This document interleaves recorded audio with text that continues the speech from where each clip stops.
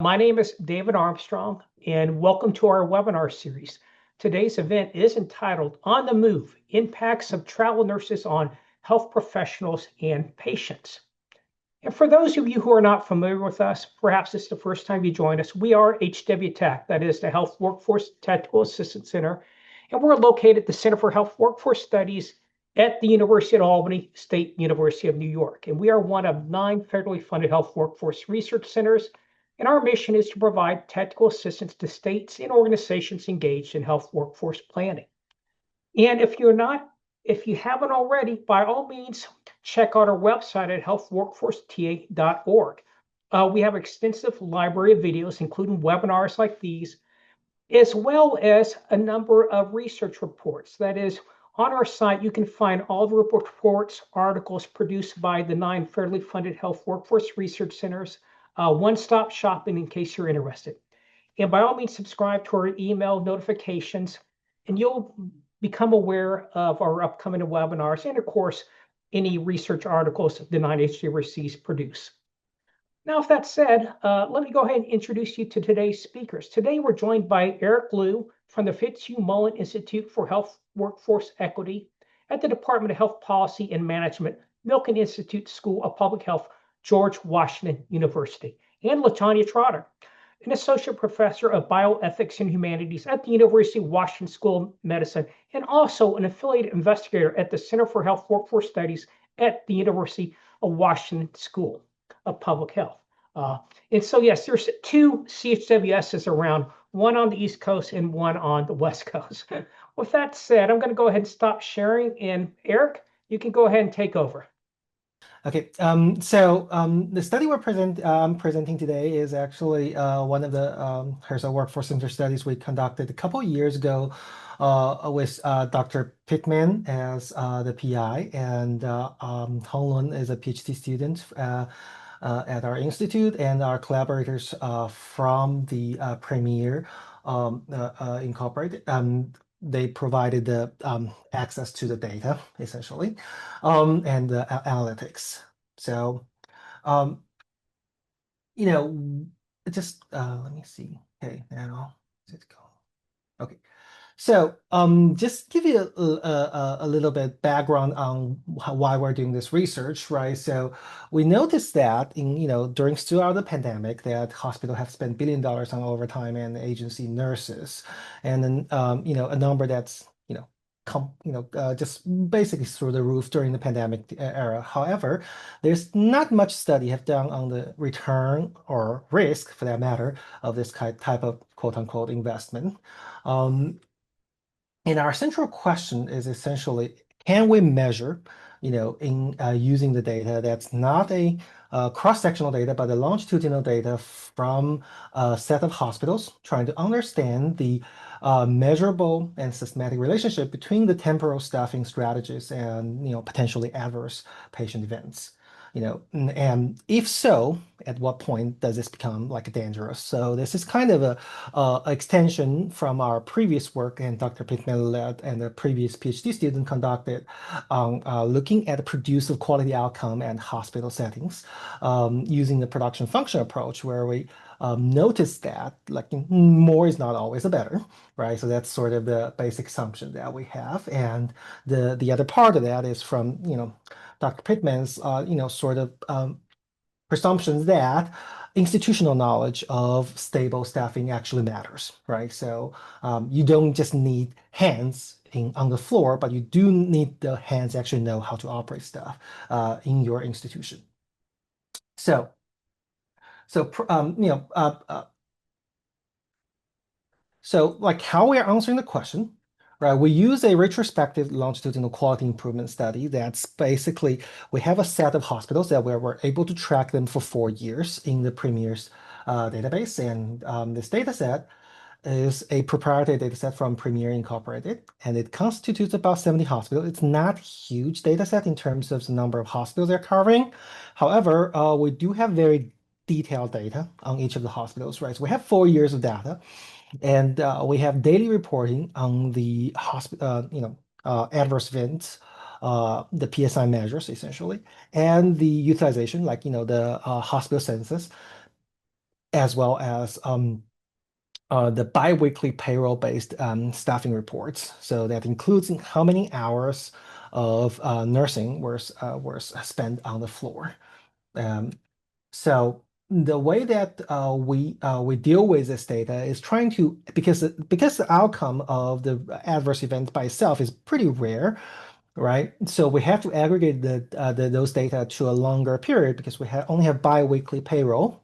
So what we decided to give enough variation for us to analyze, as well as leaving some granularity about seasonality of hospital seasons. So what we did was aggregate everything to the hospital quarter level. So we have all the outcomes and utilizations as well as the staffing hours calculated on the hospital quarter level. And for the base regression, we did a Poisson regression for the patient mm, uh, the count outcome of adverse events and adjust it for the patient mix through what Premier come up with this expected counts of the certain outcomes that we're talking about. So this expected outcome basically is a function of the patient mix, and now we're adjusting that exposure to turn this thing into a rate, if you will, what level it's above or below what we're expecting purely based on the patient mix. And in addition to that, we conducted a structural breakpoint analysis trying to find, okay, at what point, because originally we can feed a, Poisson regression, but we want to see that does the coefficient change at certain threshold dramatically to identify potentially, safety or unsafety thresholds for this temporary staffing. So this is from our paper directly. So the number one thing is that we find that the agency hours, right, statistically significantly associated with higher incidence of pressure ulcer and postoperative hemorrhage, right? Those are the incidence rate ratio is about 1.8 for the RN and LPN agency hour. That's travel nurses for pressure ulcer, and 1.46 for the postoperative hemorrhage. So those are basically saying that as you have more of those nursing hours per patient day, everything else stays constant, right? You have constant nurse working hours, and you have other, we control for the COVID case because our data period actually accommodate COVID and the percent of COVID in the hospital, as well as all the other nursing staffing and the nurse-assisted personnel staffing. So holding everything else constant, the higher number of RNs actually is kind of associated with worse outcomes in that sense. And interestingly, is that the RN and LPN over time, although in pressure ulcers have higher coefficients, but both of them are not statistically significant. So we didn't really find over time, even though they are looks like they are pointing towards a worse outcome, but at least in this baseline regression model, we didn't find concrete evidence for that. And we tried for all other PSI measures. I think it's 13 of them, something like that. And the rest of it is not very sensitive. So one of the theory I have for this is because we only have 70 hospitals. It is, detailed data, but it's not a large enough sample to detect certain effects. Let me just put it that way. So here is a little bit, background information on the measures that we took, right? So the RN and LPN work hours, that's about 2.5 in the baseline period pre-COVID. Through it's about 1.69 our sample. There's a decline in that in the post-COVID period. I am not exactly sure why that's the case. Maybe Dr. Pittman here in the audience might have a better theory for that, but that's what we observed. It's overall, other than through the initial COVID wave, there's a decline, steady decline of the nursing hours. But the agency hours is actually picking up although, compared to the overall hours on a, all the hospital scale, it's pretty small, but it's still, picking up like almost doubled through the 3 or 4 year period that we're looking at this. So the other analysis is the results of our structural breakpoint analysis. And here, the method itself is a little bit complicated, but the idea here is that if we use a model and what we find, from what we find, is that we do a prediction about the excessive pressure ulcer incidence ratios, which means that it's above 1, right? It's like a bad thing. So as our prediction, this model shows is that around 0.455, your pressure ulcer ratio is almost going to be shoot through the roof, like become 4 times higher when you achieve that threshold. And it, although the additional units of the RNs or LPNs over time will not be as dramatic as before that cutoff point, but that's shear level change is very dramatic. This is our nurse RN and LPN over time, right? So this is the result of what we see as the average level of the RN and LPN over time in our data. So that's already crossed that so quote unquote safety threshold that we estimated. The same thing for the agency hours, right? So it's a little bit towards the right. It's around 0.8 and 0.9. That's where we see the cutoff. However, as we observe, it's about 0.11. That's average. This is the post-COVID average, or the last period, I should say. The last period average is about 0.11. That's way above this 0.9 threshold, where you see about 1.6%. Sorry, 1.6 times higher incident rate ratio for the pressure ulcer. Unfortunately, we didn't find any breaking point for the postoperative hemorrhage and so for any other sort of outcomes. So put into the summary, right? So what we find is that there's some moderate, if you will, evidence that having higher overtime as well as agency hours in the nursing staffing for the hospital settings might lead to unsafe patient outcomes or adverse outcomes. However, given our data, it's pretty small, but we're pointing towards that. The focus might need to be shifted from recruit more nurses or recruit more agency nurses trying to fill in a slot towards more about retention, right? And we probably want to invest more into creating working environment that make permanent staff willing to stay, right? And a few future directions that out of the studies that we currently have is that we may want to replicate the study in a larger national sample, probably enhance the statistical power and generalizability of analysis, and we might be able to find significance for other more outcomes that sort of lack of variability across our current sample.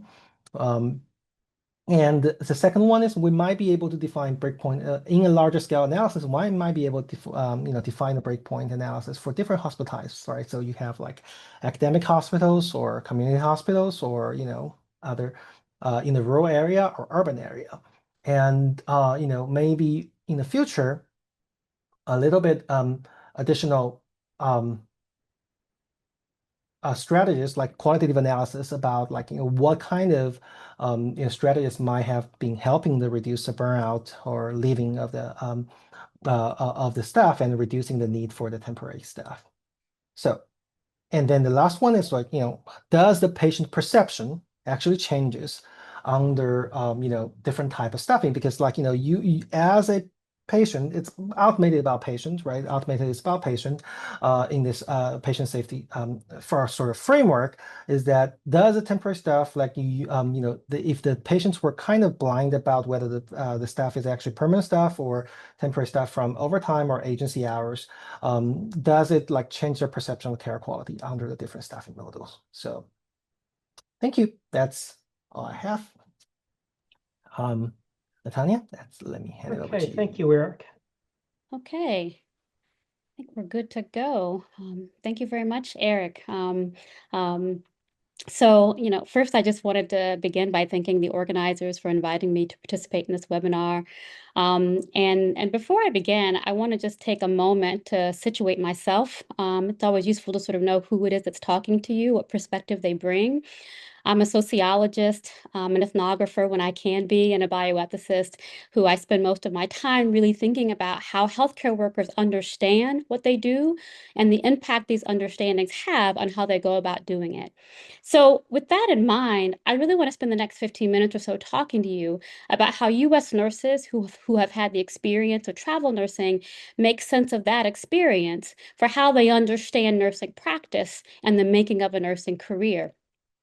But first, I want to take us back a bit and to remind us about how travel nurses were talked about in our not so distant pandemic past.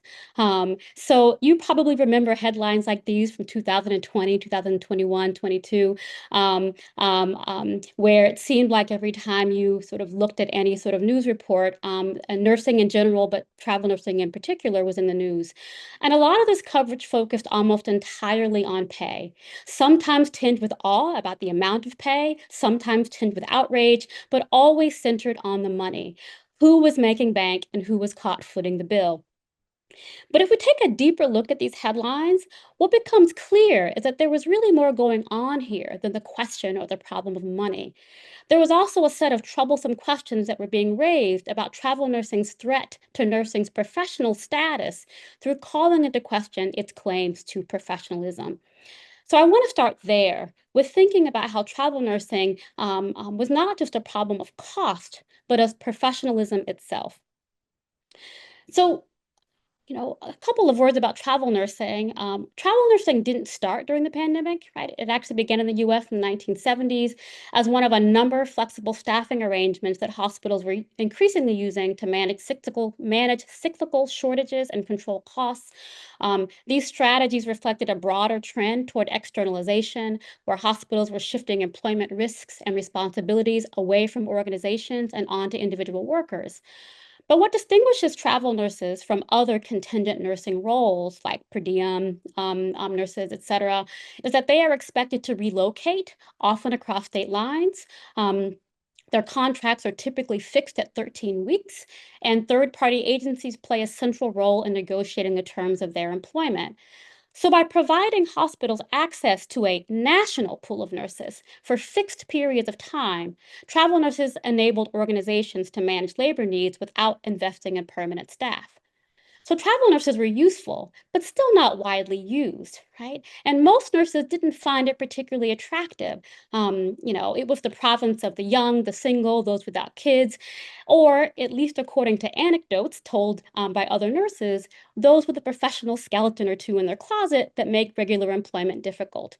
Right? So at the eve of the pandemic, fewer than 2% of RNs worked in any form of temporary position, with travel nurses making up only a very small portion of that group. It was the pandemic that moved this marginal practice to a core strategy. So we don't really have nationally representative numbers of that growth of travel nurses specifically, but we do have reports from employers of how much more they were spending on travel nurses and the difficulty they were having in keeping staff nurses as more of them chose to enter the ranks of traveling. And so while the media framed this primarily as a problem of cost, it was also a threat to nursing's claims to professionalism and professional status, right? So, to just sort of give a couple of sentences about this larger literature, nursing's claims as a profession are really grounded in a highly gendered moral logic that calls them to be responsive to the needs of others. The needs of their patients, certainly, but also to the needs of their employer. Right. One both knows these needs and addresses these needs from the deep knowledge born of relationship over time. Right. You need this time to know systems, to know one's teams, and to know one's patient. Right. Which predicates nursing expertise on the local knowledge that is born of continuity. So, this model implicitly links nursing practice and moral virtue with institutional loyalty. So travel nursing really disrupts that logic, which has been written about primarily as a practical problem of patient safety, like Eric Lu's work. and this was mostly written about when travel nurses were really a small part of the nursing workforce. But once travel nursing moved closer to the center of how nursing work is structured, it really becomes a problem of professionalism for the entire profession. So, one of the reasons why I think it's really important to really think about travel nurses in particular is that their analytic value isn't just about like what happened during a couple of years during the pandemic, right? We really want to think about the analytic value of thinking about travel nursing because it's really one case of many, right? It's one case of many. Where we're really looking at the impact on professionalism and norms around nursing practice, how they're impacted by new pressures and new labor arrangements. One of those labor arrangements is really the introduction of gig logics into nursing work. It is not just travel nursing that is an example of that phenomenon of the incorporation of gig logics into nursing work. And finally, I think that the analytic value of travel nursing is it also really gives us a sense, a sort of bird's eye view of the dynamics of what sociologists call the negotiated order in U.S. healthcare. And so briefly, really, we can think about that as, when we're talking about professional norms or ideas about practice, we're not just talking about things that happen sort of top down, where professional organizations, nursing schools, or even employers are telling individual nurses what it means to be a professional nurse, what it means to practice safely, but also the ways in which this is a negotiation with healthcare providers, including individual nurses on the ground within the context of organizational constraints and how they go about thinking about what it means to be a good nurse. So a couple of minutes about our data and methods for this study. We recruited RNs with at least who had had at least one travel contract in the previous 5 years. We did semi-structured interviews via Zoom, 45 to 60 minutes. We recruited RNs from April to September of 2023. And then just a word about our methodological approach. As most qualitative work, this was really an inductive process, which is we asked the travel nurses questions and then looked at the data to sort of see what kinds of themes emerged. In order to come up with these themes, we had 2 co-authors, of which I was one, as well as a larger group discussion with the rest of the authors. So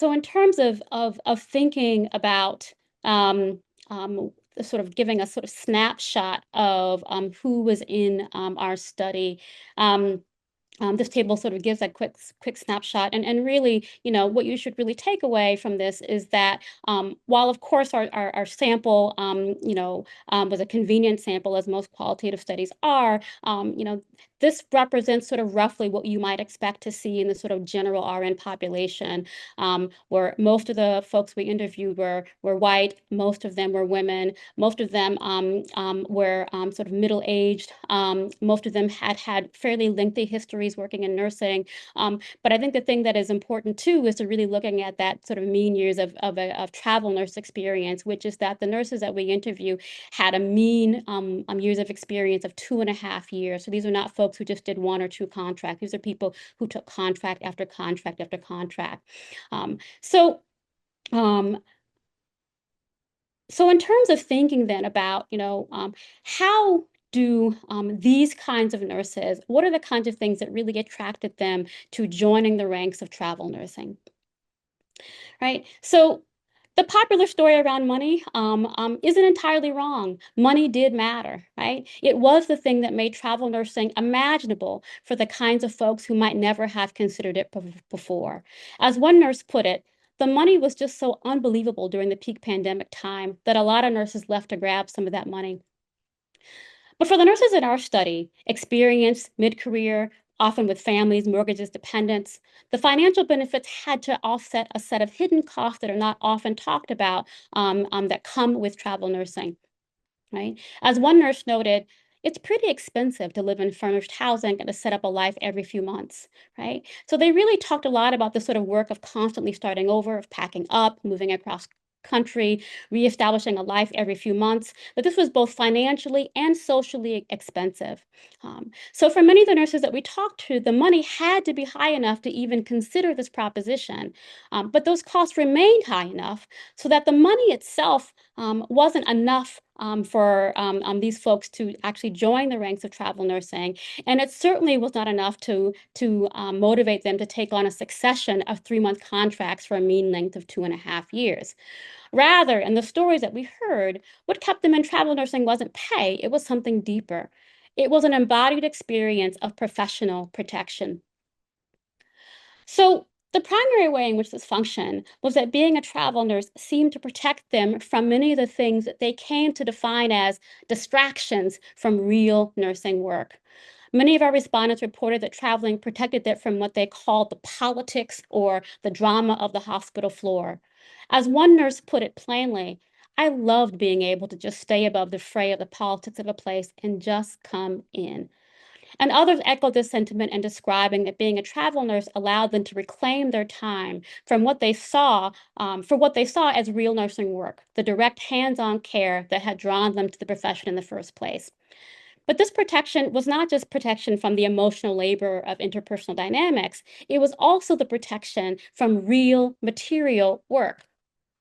As one nurse described it, as a travel nurse, you're not on the hospital or unit councils, you're not being asked to precept or to be in charge or do any of those higher value roles that help the unit in the long run. You're just there to take care of a patient. Right. So a couple of things, right? As they talked more about what they meant by this drama, right, and this politics, right? Many of these things actually are important to the functioning of the hospital, right? What this nurse talked about as being a higher value role. But second, what's striking in these kinds of sentiments is that they didn't describe this as disengagement or less responsibility, right? Rather, they talked about it as facilitating them and being able to do more, right? So they really saw it as an increase in their personal professional autonomy, a way to do the job well without being pulled into the obligations that distracted from patient care. So travel nursing gave them a kind of moral and emotional boundary and allowed them to focus on what they thought nursing should be and not everything hospitals have turned it into. And that sense of protection, the ability to set limits and to step away, extended to how they managed their time away from the bedside. Because these stories of protection weren't just about what happened at work, it was also about what happened outside of working hours. Many nurses describe the ability to take time off as a chief attraction of travel nursing. One nurse told us, as a travel nurse, I can take up to a month off between contracts and still be covered by my health benefits and insurance and just do whatever I want, not work, travel, go home and see family, or do nothing, sit on the beach. And that freedom stood in stark contrast to what they experienced as staff nurses, where time off is a paid rather than an unpaid benefit. But in their experience, although they technically had time off as staff nurses, they had almost no control over if or when they took it. As one nurse noted, that as a staff nurse, right, she's talking about the position that she had before she entered travel, she had amassed 310 hours of unused vacation time. And that was simply because you were so frequently denied vacation. So having time off when they needed it wasn't just about rest, it was about control. The control to reclaim a measure of authority over their own energy, their own health, and their own capacity to care. So flexibility over their own schedule, even at the expense of being paid, became another kind of protection, a way to stay in the profession without burning out from it. And that same flexibility, right, the ability to move between places and manage their own time, also began to reshape how these nurses thought about expertise and what it means to be an experienced nurse and what counts as professional skill. So traditionally, nursing professionalism has been tied to tenure, to the idea that expertise comes from long service in one place that allows you to build deep local knowledge and a stable, geographically bound career. But the travel nurses that we spoke to experienced a different model of expertise, one where mobility is not only not a hindrance, but a furtherance of their expertise. Right? And so, as one nurse put it, not that it's wrong, but if you stay in one place for your entire career, it can be a very narrow mindset and perspective. Right? So not only did traveling provide them with a broad range of experience, but also just the experience of mobility itself created the skill of adaptation, which increased their sense of confidence and professional independence. So one nurse described how traveling had fostered independence and confidence and just being able to adapt to a new environment and put yourself in an uncomfortable position. And she went on to say that travel nursing is the best thing that I could have ever done for my career. So for many of the nurses we spoke to, breadth of experience trumped tenure. Moving between hospitals wasn't seen as a liability. It was a form of professional growth and a way to expand their clinical repertoires. And this redefinition of expertise challenged the long-standing belief in nursing that loyalty and longevity are what make a nurse experienced and skilled. And that shift from experience as tenure to experience as adaptability also reshaped what it meant to be seen or thought of as being committed to nursing and the institutions where that work takes place. So traditionally, being a professional nurse has meant more than clinical competence or time on the job. It has also meant cultivating a stable relationship with one's employer. So for the nurses we interviewed, exposure to varied institutional practices fostered a newfound structural critique of the nurse-employer relationship. One nurse voiced her frustration with healthcare being an quote oligarchy where people at the very top are being paid an obscene amount of money and asking nurses to do more with less. And these kinds of critiques reflected a recalibrated sense of what professional commitment should entail. So, as one nurse noted, I'm still so proud of the nursing role. I just don't want to feel like I'm contributing to something that makes me unhappy, like watching patients suffer while hospital executives are very much enjoying record profits. So, through their travel experience, participants really began to see their own working conditions as part of a larger system that devalued the labor and knowledge of nurses, even as it depended on them. And this shift was part of a larger reassessment of a professional relationship that felt increasingly one sided. So, for many of these nurses, professionalism no longer meant deep loyalty to one institution. It meant maintaining standards of care wherever they practice. Commitment was no longer something they saw as necessary or even desirable. And so for others, that emotional distance wasn't just about a rise of cynicism, but of a rise of emotional freedom, right? So as another nurse said, I don't care like I used to when I was a full-time employee. It's really freeing. And it helped me realize that if I do settle down somewhere permanently, I can still be like that. So for these nurses, right, this sort of changed view of commitment wasn't about abandonment. It was about sustainability. They saw detachment as a way of being able to keep doing the work without being consumed by it. So professionalism became less about belonging to an organization and more about protecting their capacity to keep showing up as professionals. So, what I've really talked about today, I hope sort of gives you sort of a window into sort of understanding how that for many of these nurses, traveling didn't allow them to sort of or cause them to reject a sense of professionalism, but it allowed them to reconfigure it, right? But it meant it allowed them to reconfigure it in ways that I think are worthy to sort of continue thinking about and reflecting deeply about.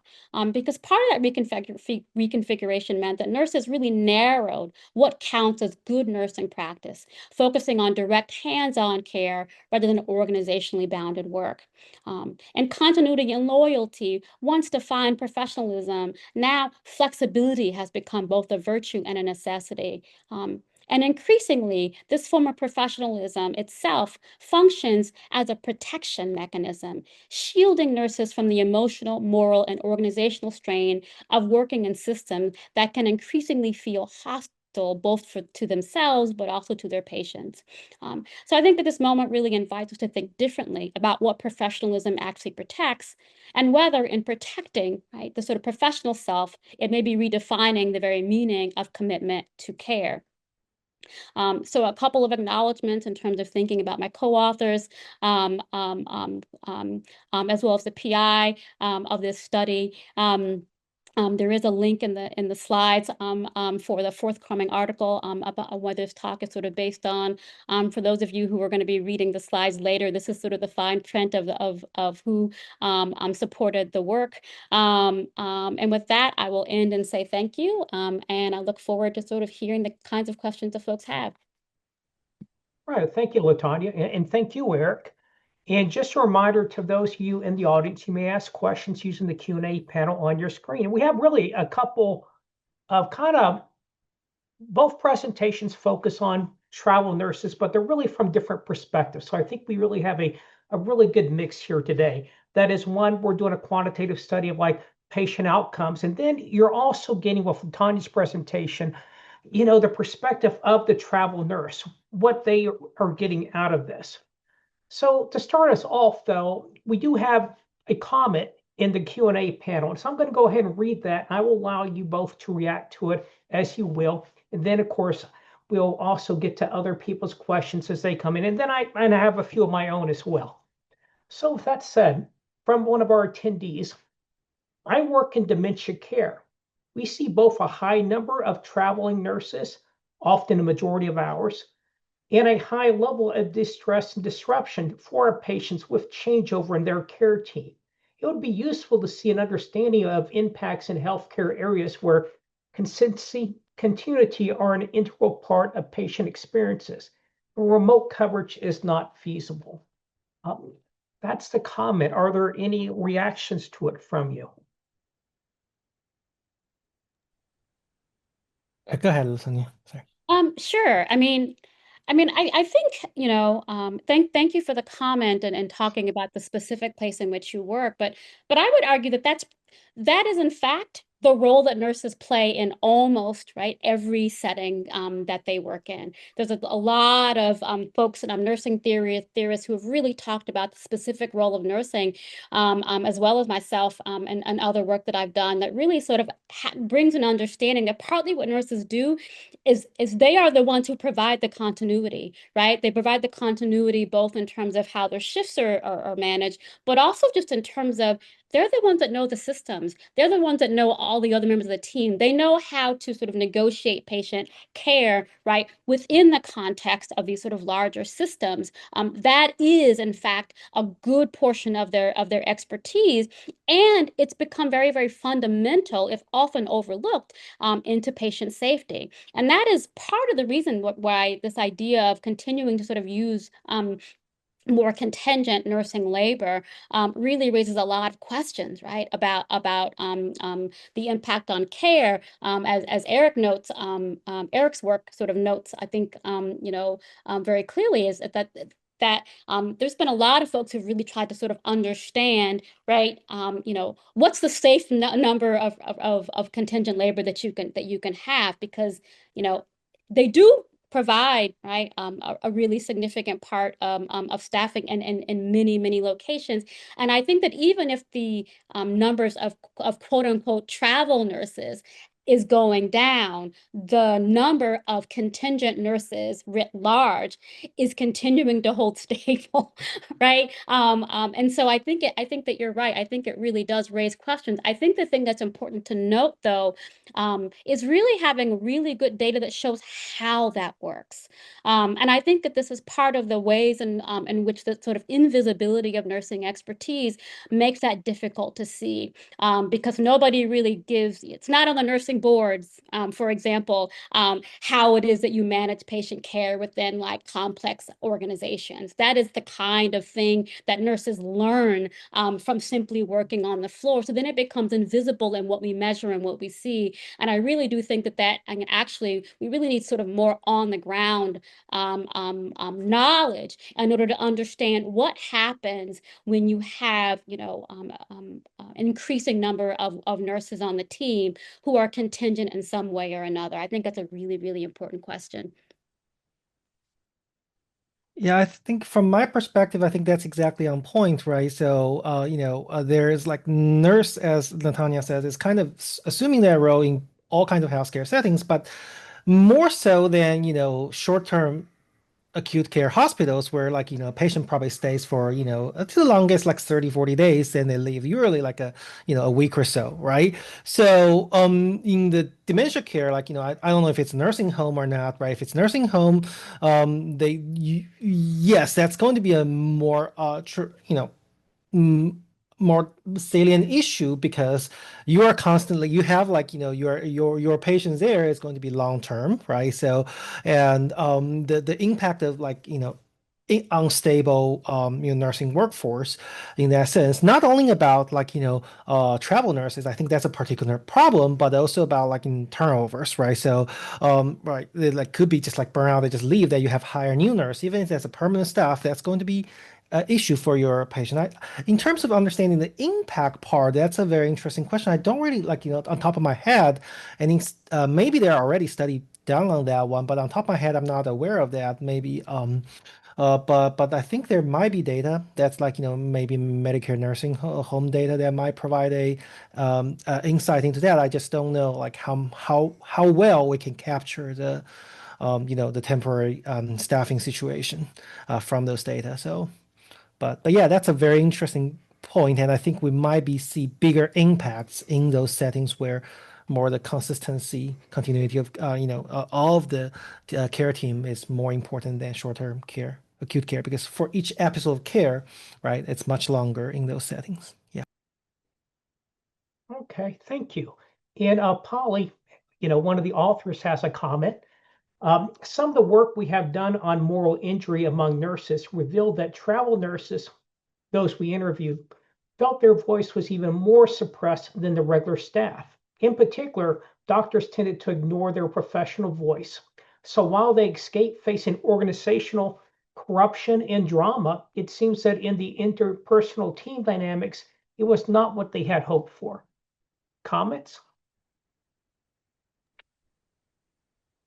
I'll just start and say, I mean, I didn't have the time because I was really squeezing in a whole paper into a lot of time. Our evidence also reflects that, right? Which is when, there's a kind of disinvestment in the expertise of travel nurses, and that happens at a number of different levels, right? So the commenter sort of talked about the ways in which they're not listened to by the attending. Whether it be a physician or an NP, but also the ways in which they're not even listened to by the staff nurses. They also talked about the ways in which, I remember one travel nurse said, I thought I was going to come in and be considered a part of a team, but when you look on the board, it just says traveler. It doesn't even have my name on it. They also talked about the ways in which if you're kind of itinerant and going from place to place, no one's investing in your development as a nurse, right? So no one's sending you for trainings, no one's sending you to conferences, and often no one's actually giving you the kinds of positions that would help you keep your skill set up. So you had all these ICU nurses who were like, yeah, I was hired to be an ICU nurse, but like 80% of my patients were really just general med surg. They just put me wherever they need me, i.e., there's no investment in me being able to keep my expertise. But I think one of the things that's interesting, right, in this sort of idea of the negotiated order is that with these kinds of conflicts, they're coming to a kind of a negotiated sensibility that, maybe that's okay given all the other things that I get. And I think that is in some ways, I can't think of a better word or a less dramatic word than danger. So I'll just use the word danger. That's kind of the danger, which is that, these nurses then are coming up with an altered and changed understanding of what it actually means to be an expert valued member of the team, right? Which then can have changes, not just in, a couple of contracts they might take as a travel nurse here or there. But if they're being travel nurses or some other kind of contingent nursing role for 2.5 years, 3 years, 5 years over the course of a longer nursing career, they're taking that sort of negotiated sensibility, new sensibility of what it means to be an expert nurse in other kinds of roles that they may take. That, I think, is the thing that's actually really quite important. It's not just about what they're doing when they're here, but it also is having this expanded impact into how nursing itself thinks about itself as a profession. Thank you, LaTonya. Eric, do you have any further comments? Nope, I think that's perfect. Yeah. Okay, next question from Helen. I'm wondering if the nurses mentioned concern around barriers to moving from temporary or traveling contracts to permanent placement. I represent providers, and anecdotally, we hear that concern from the employer side, but don't know if the nurses have parallel concern of getting stuck in one mode.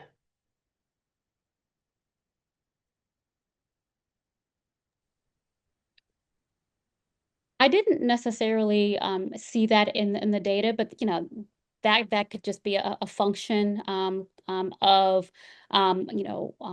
when we talk to the travel nurses, i.e., it really how picky your employer is really depends on the market, right? And so at the time that we were interviewing nurses, like it was still a pretty good market for nurses finding jobs.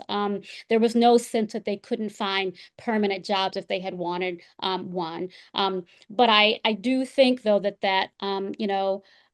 but I will say that that represents the older model of thinking about who travel nurses were, right? The sort of idea that, if you've been a travel nurse for too long, there's probably something wrong with you, right? Anecdotally, I don't think if people have published a paper on that to know whether that's true or not, but that definitely is the perspective that people had about travel nurses prior to the pandemic period when it was a more normative thing for nurses to do.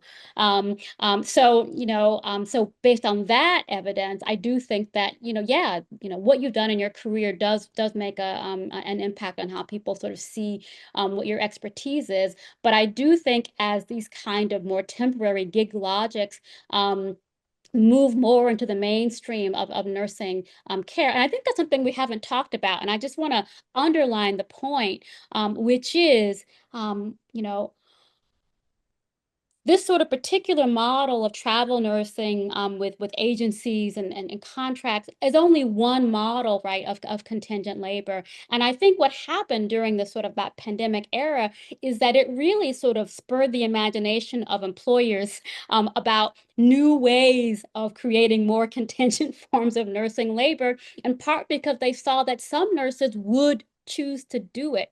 So I think, the concern is really thinking about the ways in which gig logics may become a more permanent feature of a greater segment, right, of the nursing labor population. So you had hospitals coming up with their own internal travel pools, for example, right, which somehow look different from per diem. I don't really know, right? But I do think this idea, and I think, there started to be these apps because I'm talking about the pre-app world, right? But I think that there are a number of different apps that are now connecting employers with RNs to do RN work, which you had never seen before. You'd seen it with CNAs and home healthcare aides, but you had never seen it with nursing labor. You now have that with nursing labor. So the introduction of these kind of logics really goes beyond just looking at quote unquote travel nurses and is really coming to become something more core to how nursing labor is structured and managed. Mhm. And just a quick clarification from Helen. What they're hearing is that they are stuck in contracts with the staff and agency, and the providers want to hire them, but they can't get out of the contract. Uh, so I guess that happens. And Eric, do you have any comments on the last question? Otherwise, I can move on to another one. Nope, I think we can move on. Yep. Okay. And this is for you, LaTonya, and it's really they're just wondering, as a sociologist, if you have any recommendations for literature that is relevant to the nursing workforce or health workforce issues in general, particularly institutional or professional dynamics like the ones you discussed in your presentation. And note, if you do have something you want to share with the audience, we can put on our website later too, just a FYI. Sure. I mean, I think I really, built on the work of Davina Allen. She's a nursing theorist and scholar working out of the UK. She's working out of the UK for decades. She had probably was the first and has the most sort of cogent theorizing and empirical work that really sort of posits the value of nursing work as being about sort of organizational organizationally mediated labor. I think she calls it organizational labor. And I think in my own work, my book that came out called More Than Medicine, I look at nurse practitioners specifically in the primary care setting, outpatient setting, and really thinking about the sort of ways in which nurses in these settings perform what I call organizational care work, which is that, when organizations fall short, it's nurses that often are called to sort of be the sort of linchpin and sort of making, right, sort of smoothing over these sort of hurdles. And so I think that, that's really important. And I think, this sort of dovetails onto the question that we'll probably get to from Kyla, which is really sort of looking at, this idea that when other people go missing, nurses are asked, some might say compelled, to pinch hit in ways that other kinds of providers are not, right? They end up pinch hitting for any kind of organizational gap that happens. So when other people go missing, nurses sort of fill in. Okay. And next we have a question from Kyla. For you, Eric, I'm wondering if you were able to control at all for the presence, adequacy of other types of staffing that support nursing work, farm techs, central supply techs, environmental services, etc. When these roles are missing, we know RNs can take on these tasks and have less time for nursing work. Yes, we do have the information on some of them, but it's not very complete in a sense, like as complete as our nursing stuff. So in our approach, what we did was trying, like, using the random effects at the hospital level, trying to accommodate for some of those unobserved characteristics. So to direct answer your question, no, we did not in a direct way, but sort of, because we run a random effects trying to control for those unobserved characteristics. So, yep, that's sort of the direct answer. Yeah. Okay, thank you, Eric. And we have another question in here. We are getting at the top of the hour, so we're probably going to have to wrap up here fairly quickly. But LaTonya, this one's for you. Are there examples of reconfigured professionalism observed in other disciplines, perhaps in response to significant external forces or certain organizational environments? So the short answer is that I'm not aware of other evidence. Doesn't mean it doesn't exist. It just means I'm not aware. But I would say that there is something particular about nursing's claims to professionalisms that really are embedded on this gendered logic, where they are called to be more responsive. Right. So in my work in looking at MPs, right, who are working alongside physicians, I found that the physicians could just say, "Nope, not my job." Nurses could not say, "Nope, not my job," right? And their ability to take on those obligations is part of and can't be really understood outside of the larger history that has really, quite frankly, opened a lot of doors for nursing. I think folks don't really understand that, with a bachelor's degree, you can go a really long way in nursing and really reach heights of professionalism that you really don't see in other kinds of disciplines or professions. So on one hand, I think the constraints, the organizational constraints and the larger sort of background effects mean that certainly other people are going to be responding to these constraints in a variety of different ways. I think I know that there have been papers that have looked at the ways in which physicians, for example, may be at least voting with their behavior in terms of leaving the profession. I'm not sure about their orientation to professionalism, right? But I do think that for nurses, their openness to saying yes all the time is in part why they get some of the financial and status benefits of being a profession when others don't, frankly, right? So I do think that there, in thinking about other work on other disciplines, I think it's important to understand that the history that led to the beginning of the profession and why people sort of allow other kinds of occupations and professions to do the work that they do or not. All right. Thank you, LaTonya. Okay, we do have a break in questions. And so with just a few minutes we have left, I often ask this, what's the take-home point? If each of you have one thing you want them to remember about your presentation today, them being the audience, what would it be?